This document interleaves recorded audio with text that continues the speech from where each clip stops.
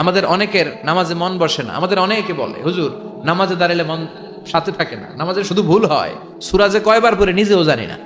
এরকম আছে না নাই? এদিকে ওদিকে চলে যায়। এখন মনটারে কিভাবে আপনি এক জায়গায় আনবেন, কনসেন্ট্রেট করবেন কিভাবে? বিশ্বনবী একবার মসজিদে ঢুকে দেখলেন এক সাহাবী নামাজ পড়তেছে, আল্লাহু আকবার, নামাজের মধ্যে এরকম করতেছে। এরকম করে না অনেকে? নামাজের পরে দাড়িও টানে, দাড়িও চুলকে, আছে না নাই? নামাজ পরে জামাও সোজা করে, নামাজ পরে দাড়িও টানে। বিশ্বনবী বললেন, লাউ খাশাআত কলবুহু লা খাশাআত জাওয়ারিহু, এর অন্তরে যদি আল্লাহর ভয় থাকতো তাহলে এর অঙ্গ প্রত্যঙ্গের মধ্যেও এই ভয়ের ইমপ্যাক্ট পড়তো। এই সাহাবীর অন্তরে আল্লাহর ভয় নাই, খুশু নাই, এজন্য হাতে পায়ের মধ্যেও খুশু নাই, হাত একবার এদিকে নড়ে আরেকবার ওদিকে নড়ে। আমাদের এরকম সমস্যা আছে না নাই? বিশ্বনবী বললেন, তোমাদের যদি খুশু খুদু নামাজের মধ্যে বাড়াতে মনে চায়, নামাজের মুসল্লায় দাঁড়িয়ে হৃদয়টারে যদি আল্লাহর আরশে পাঠিয়ে দিতে মনে চায়, তাহলে নামাজের মুসল্লায় যখন দাঁড়াবা মনে করবা এটাই হতে পারে জীবনের শেষ নামাজ। 5টা টিপস দিব আপনাদের মনোযোগ বাড়ানোর জন্য। 5টা। কয়টা? নামাজে মনোযোগায়ন কিভাবে করবেন 5টা টিপস খেয়াল করে রাখেন, কিভাবে নামাজের মনোযোগ বৃদ্ধি করবেন। টিপস নাম্বার 1, সল্লু সলাতান মুআদ্দিয়া, বিদায়ী নামাজ পড়বেন। মনে করবেন হতে পারে আজকের এই নামাজটাই আমার জীবনের শেষ নামাজ।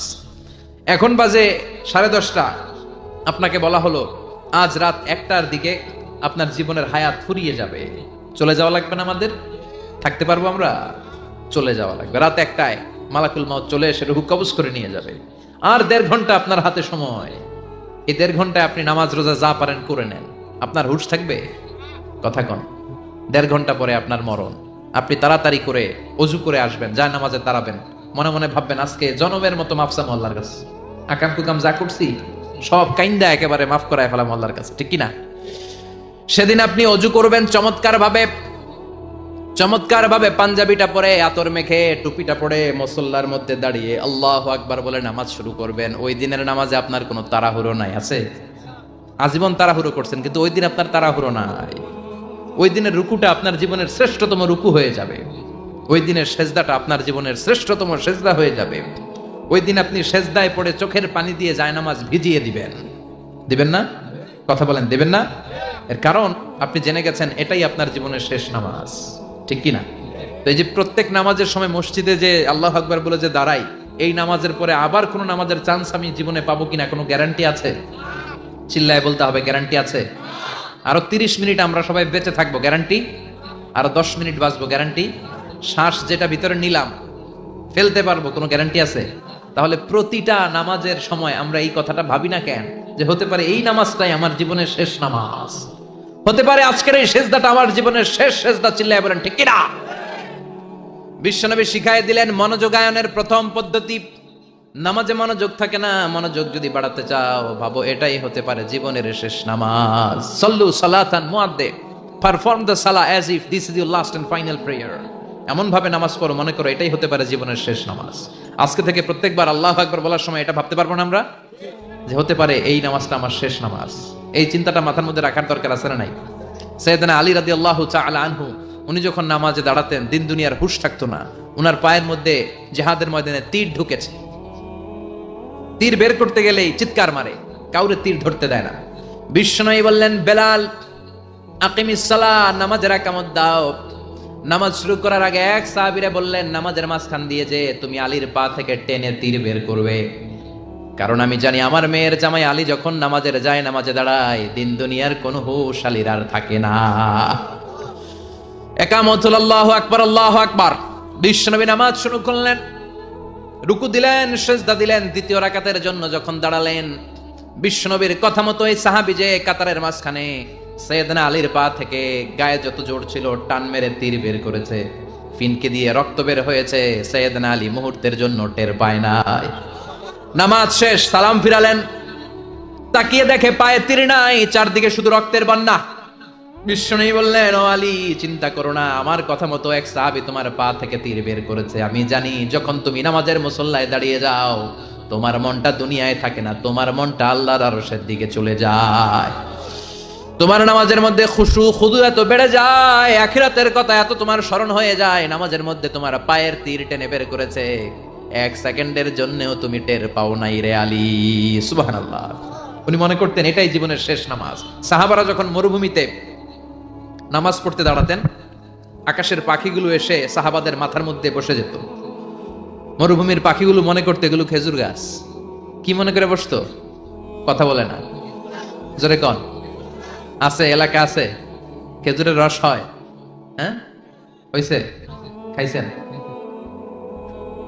পাখিগুলো মনে করতে এগুলো খেজুর গাছ, কারণ সাহাবারা নড়ে না, চড়ে না, ডানে বায়ে তাকায় না। খেজুর গাছ যেদিন ঠায় দাঁড়িয়ে থাকে, সাহাবারা ঠায় দাঁড়িয়ে থেকে নামাজ পড়তেন। চিল্লায় কোন আল্লাহু আকবার। তাহলে মনোযোগ বৃদ্ধির 1 নাম্বার পদ্ধতি, মুসল্লায় যখন দাঁড়াবো ভাববো এটাই আমার জীবনের শেষ নামাজ, এরপরে হয়তো নামাজের সুযোগ নাও পেতে পারি, ঠিক কিনা? 2 নাম্বার পদ্ধতি হলো নামাজের মধ্যে আহকাম এবং আরকান গুলো ধীরস্থির ভাবে আদায় করতে হবে। তাড়াহুড়ো নামাজের মধ্যে করা যাবে না। আমাদের হানাফি মাযহাবে তা'দিলুল আরকান এটা ওয়াজিব। রুকুনগুলো আদায় করার সময় ধীরস্থির ভাবে আদায় করা, এটা হানাফি মাযহাবে কি ওয়াজিব। চিল্লায় বলেন, এটা কি ওয়াজিব? তরক করলে কি করতে হয়? হ্যাঁ, সহু সেজদা দিতে হয়। কিন্তু অন্যান্য মাযহাবে এটা ফরজ, এটা বাদ দিলে আপনার নামাজই হবে না, তাড়াহুড়ো করলে নামাজই হবে না। বিশ্বনবী দেখলেন মসজিদে নববীতে এক সাহাবী নামাজ পড়ে, নামাজ শেষে নবীর কাছে আসলে বিশ্বনবী বললেন সল্লি ফা ইন্নাকা লাম তুসল্লি, নামাজ পড়ো কারণ তোমার নামাজ হয় নাই। সাহাবী আবার বললেন, আবার আসলেন, বিশ্বনবী বললেন সল্লি ফা ইন্নাকা লাম তুসল্লি, নামাজ পড়ো তোমার নামাজ হয় নাই। সাহাবী আবার নামাজ পড়ে আবার নবীর কাছে আসলেন, বিশ্বনবী বললেন সল্লি ফা ইন্নাকা লাম তুসল্লি, নামাজ পড়ো নামাজ হয় নাই। এবার সাহাবী এসে বলে, ও নবী 3 বার পড়লাম, নামাজ আমার হয় না, এর চেয়ে ভালো নামাজ আমি পড়তে জানি না। বিশ্বনবী বললেন, তাহলে আসো আমি শিখাই, দাঁড়াবা, ধীরস্থির ভাবে দাঁড়াবা। রুকুতে যখন যাবা পিঠটারে টান টান করে সোজা করে দিবা। বিশ্বনবী যখন রুকু দিতেন বিশ্বনবীর পিঠটা একেবারে স্ট্রেট ফরওয়ার্ড। সাহাবারা বলতেন বিশ্বনবীর রুকু দেওয়া পিঠের উপরে যদি পানি ভর্তি একটা গ্লাস রেখে দেওয়া হয়, পানিগুলা কাঁপবে না, গ্লাসটাও পড়বে না। সুবহানাল্লাহ। তার মানে বিশ্বনবীর রুকুর পিঠটা কেমন ছিল? Straight forward. বিশ্বনবী বলেন, রুকু থেকে দাঁড়াবা, ধীরস্থির ভাবে দাঁড়াও। আবার সেজদায় গেলে ধীরস্থির ভাবে যাও। আমাদের দেশে অনেকে রুকু থেকে কোন রকম মাথাটা তুলে আবার সেজদায় দৌড় মারে, আছে না নাই? লক্ষ্মীপুরে নাই, এদিকেও আছে। 2 সেজদার মাঝখানে ধীরস্থির ভাবে বসা হচ্ছে ওয়াজিব।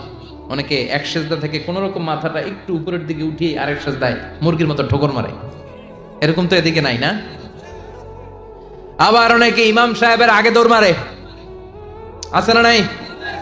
ইমাম সাহেব সামি আল্লাহু লিমান হামিদা বলে দাঁড়াইছে, ওনার আর সহ্য হয় না, উনি আগে সেজদা দিবে, কিন্তু ইমামের আগেও যাইতে পারে না, মাঝখানে যাই হ্যাং হয়ে থাকে, আছে না নাই?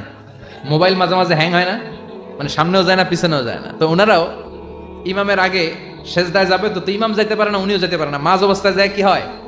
হ্যাং। হ্যাং হইবেন আপনারা? হ্যাং হওয়া যাবে না। তাহলে মনোযোগ বাড়ানোর 2 নাম্বার পদ্ধতি হচ্ছে কি করবেন? ধীরস্থির ভাবে। There is no rushing in salah, there is no hastiness in salah। নামাজের মধ্যে কোনো তাড়াহুড়ো নাই। তাড়াহুড়ো করলে এটা নামাজ হয় না। এমনকি নামাজের দিকে বিশ্বনবী তাড়াহুড়ো করে যেতেও নিষেধ করেছেন। ইদা উকিমাতিস সালাহ, নামাজ যখন শুরু হয়ে যাবে ধীরস্থির ভাবে যাবেন, তাড়াহুড়ো করে যাওয়া যাবে না। 3 নাম্বার পদ্ধতি, জামাতে পড়বেন। তাহলে মনোযোগ বাড়ায় দিবে কে? বিশ্বনবী বলেন, সালাতুল জামাআত আফদলু সালাতাল ফারদি বি 27 দারাজা। একা একা নামাজ পড়লে যতটুকু সওয়াব হয়, জামাতে নামাজ পড়লে 27 গুণ বেশি সওয়াব হয়। জামাতে পড়ার দরকার আছে না নাই? জামাতে পড়লে আর মনোযোগ এদিক সেদিক যায় না। সবাই আল্লাহু আকবার, আমি আল্লাহু আকবার, সবাই আসসালামু আলাইকুম ওয়া রাহমাতুল্লাহ, আমি আসসালামু আলাইকুম ওয়া রাহমাতুল্লাহ, মন আমার এদিক সেদিক যাওয়ার সুযোগ আছে? কম, ঠিক কি না? 4 নাম্বার, নামাজে যা বলেন অর্থ বোঝার চেষ্টা করেন। আমরা সালাতে যেটা বলি এটার অর্থ বুঝি না। আমরা প্রতিদিন বলি আলহামদুলিল্লাহি রাব্বিল আর রহমানির মালিকি, আবার বলি সামি আল্লাহু লিমান হামিদা, কি কইলাম বুঝি নাই। সুবহান রাব্বিয়াল আলা মানে কি জানি না। আত-তাহিয়াত লিল্লাহি ওয়াস সালাওয়াত ওয়াত তাইয়্যিবাত অর্থ কি জানি না। এজন্য সালাতে যা বলেন এটা বুঝে বুঝে বলার চেষ্টা করেন। অ্যাট লিস্ট সালাতে যেটা আপনি পড়েন এটার অর্থটা শেখার চেষ্টা করেন, তাহলে বললে হৃদয়ের মধ্যে টাচ লাগবে, অন্তরে দরদ লাগবে, চিৎকার করে বলেন ঠিক কিনা। 5 নাম্বার পদ্ধতি, নামাজের মধ্যে যে সুন্নাত গুলো আছে সুন্নাত গুলো আদায় করবেন, তাহলে নামাজের মধ্যে মনোযোগ বাড়ায়া দিবে কে? হাত তোলা সুন্নাত তোলেন। রফউল ইয়াদাইন যদি করেন, অভ্যাস যদি থাকে, বারবার হাত তোলা তুলেন, প্রতিবার তুললে 10টা করে সওয়াব। আমিন বলবেন, যে মসজিদে জোরে জোরে বলেন, আস্তে তো আস্তে বলেন, কিন্তু বইলেন, বলার দরকার আছে না নাই? বিশ্বনবী বললেন, ইদা আম্মানাল ইমাম আমিনু, ইমাম যখন আমিন বলে তোমরাও আমিন বলো, কারণ তোমরাও যখন আমিন বলো ফেরেশতারাও আমিন বলে। তোমাদের আমিন ফেরেশতাদের আমিন যখন মিলে যায় তোমাদের জীবনের সব গুনাহ মাফ করে দেয় কে? এজন্য আমিন জোরে কোন বাস্তে কোন বলবেন, এটা ছাড়বেন না। তাশাহুদের মধ্যে আঙ্গুল তুলবেন, হয় নাড়াবেন নয় তুলে রাখবেন, এটা সুন্নাহ। আশাদ্দু আলা শাইতান মিনাল হাদিদ, শয়তানরে লোহা দিয়ে পিটাইলে যত কষ্ট পায় তাশাহুদে বসে এই আঙ্গুলটা নাড়ালে এর চেয়ে বেশি কষ্ট পায়। সুবহানাল্লাহ কইবেন না? এজন্য মুরাআতুস সুনান, সুন্নাতগুলো মানার চেষ্টা করেন, সালাতে মনোযোগ বাড়ায় দিবে কে? এজন্য আল্লাহ বললেন কাদ আফলাহাল মুমিনুনাল্লাযীনা হুম ফি সালাতিহিম খাশিউন, সফল হলো তারা ঈমান এনেছে যারা। আর ঈমানদারের প্রথম বৈশিষ্ট্য আল্লাযীনা হুম ফি সালাতিহিম খাশিউন, নামাজের মধ্যে মুসল্লির অন্তরে ভয় থাকবে কার? মনে থাকবে খুশু খুদু, এটার বলে হুজুরুল কলব, অন্তরটারে ধরে রাখতে হবে। 2 নম্বর আল্লাহ বললেন ওয়াল্লাযীনা হুম আনিল লাগবি মুরিদুন, মুমিন বান্দার 2 নম্বর গুণ অনর্থক কাজ থেকে তারা দূরে থাকে। অনর্থক কোনো বিষয়ের দিকে মুমিন কখনো যায়, লাগবুন মানে অনর্থক বিষয়, মুরিদুন তারা মুখ ফিরিয়ে নেয়। অনর্থক কোনো কাজে মুমিন যায়, যেই কাজে সওয়াব নাই ওই কাজ মুমিন করে, যেই কাজে গুনাহ হয় ওই কাজে যাওয়া যাবে? কথা বলেন। মুমিন যাবে ওই কাজে যেই কাজ করলে মানবতার কল্যাণ আছে না নাই? মুমিন করবে ওই কাজ যেই কাজ করলে আমলনামাটারে সওয়াব দিয়ে পূর্ণ করে দিবে কে? এজন্য বিশ্বনবী বলতেন মিন হুসনি ইসলামিল মারই তারকুহু মা লা ইয়ানি, ব্যক্তির ইসলামের সৌন্দর্য হলো ব্যক্তি তার জীবন থেকে অনর্থক সব কাজ বের করে দিবে। যাই করবেন অর্থবোধক হইতে হবে। অনর্থক কোনো কাজ করা যাবে? কথা কন। আপনি যেটা বলবেন এটার জন্য অর্থ থাকে, আপনি যেটা করবেন এটার জন্য অর্থ থাকে। আপনি যে অর্থটা খরচ করবেন, সম্পদ খরচ করবেন, এটাও অনর্থক অপ্রয়োজনে খরচ করা যাবে? অপ্রয়োজনে কোনো কাজ করা যাবে? কারণ মুমিন জানে মুমিনের মুখ দিয়ে যেটাই বের হয় এটা লেখার জন্য ফেরেশতা আছে না নাই? কিরামান কাতিবিনা ইয়ালামুনা মা তাফআলুন,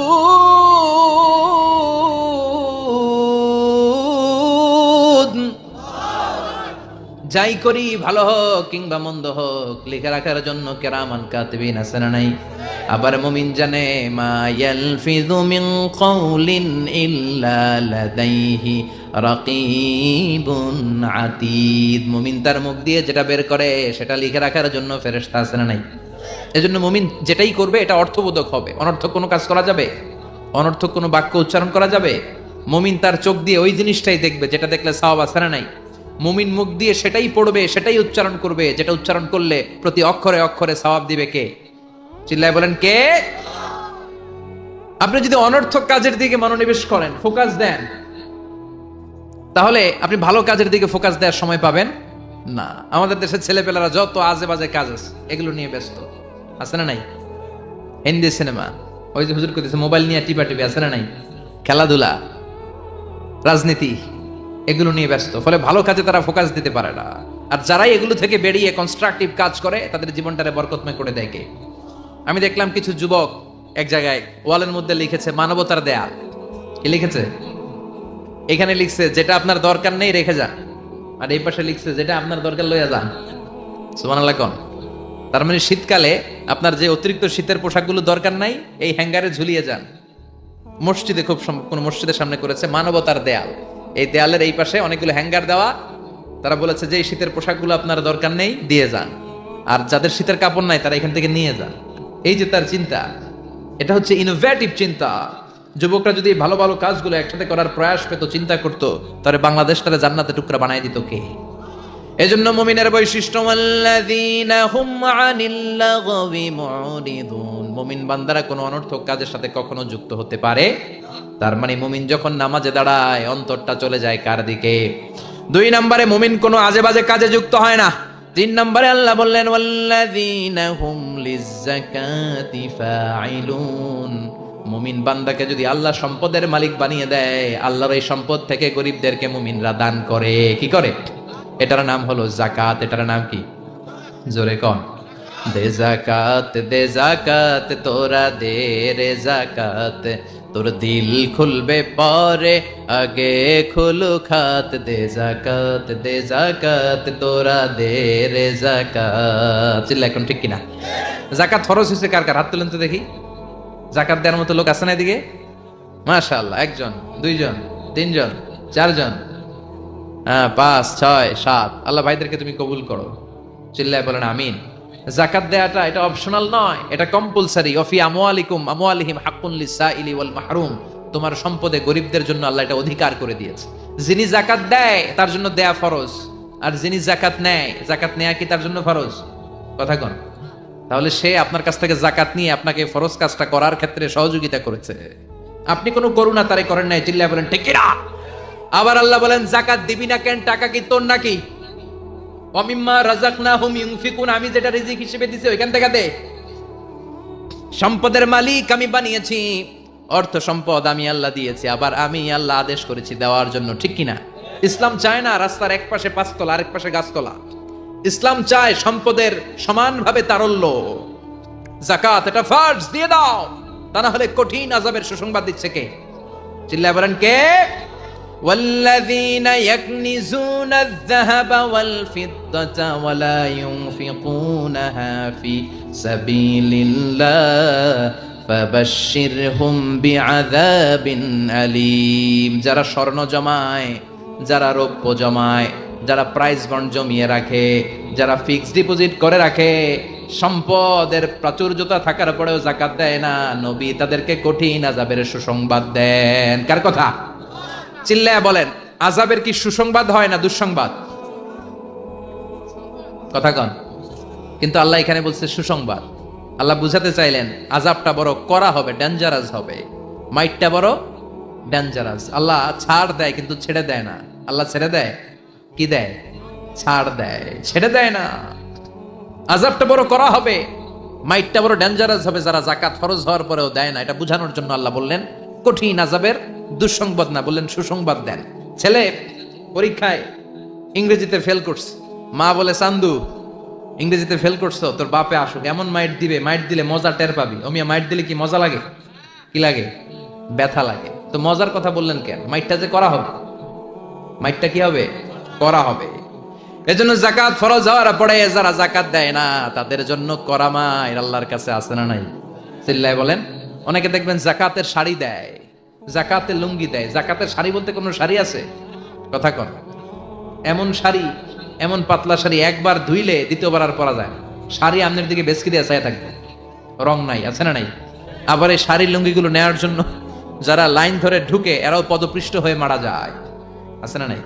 কিছু ভিডিও ক্লিপস আমরা দেখলাম যে হাজার হাজার মানুষ এই পাতলা বাজারের সবচাইতে নিম্নমানের সুতা দিয়ে বানানো যাকাতের শাড়ি নেওয়ার জন্য এসেছে, ধাক্কা ধাক্কি আর ভিড়ে পদপৃষ্ট হয়ে অনেকগুলো মহিলা মারা গিয়েছে। কিয়ামতের দিন এই যাকাত নামের এই কলঙ্ক সাজানোর জন্য যে এই আয়োজন করেছিল তাকে আল্লাহর সুপ্রিম কোর্টের কাঠগড়ায় জবাবদিহিতা করতে হবে। চিল্লায় বলেন ঠিক কিনা? যাকাত এটা ছেলে খেলা না, এটা পুতুল খেলা না, এটা যেমন মনে চায় কিছু টাকা পয়সা মানুষের হাতে হাতে 200 করে দিলাম, এইটা না।